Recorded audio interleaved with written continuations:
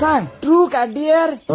True. हा पण खरं खरं सांगायचं. असं खरं सांग की त्या ऐकून आम्ही गारच झालो पाहिजे. हा एक आहे असं खरं. सांग. काय झालं, मी का ना एकदा बसमध्ये प्रवास करू लागलो आणि माझ्या पोटात असा काय गॅस झाला लय लगे. आता बसचा आवाज असा धडधड येऊच लागला आणि माझ्या जवळ पण कोणी नव्हतं. सगळे पुढच्या सीटवर बसले होते, माग सगळी बस रिकामीच. मग म्हणलं आता मन सोक्त पादू पाय. मग अरे मग काय पादलो भरकन ते सगळं मटेरियल बाहेर चड्डी.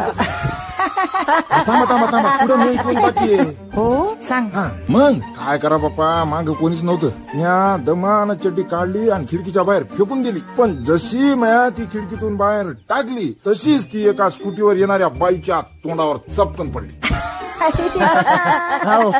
असं झालं. बाई लयच हसायले बाबा तुम्ही तर. या काकू या, तुम्ही पण खेळा आमच्या सोबत. बसा. बस ग मम्मी. बर फिरवा. काकू सांगा ट्रू का डिअर?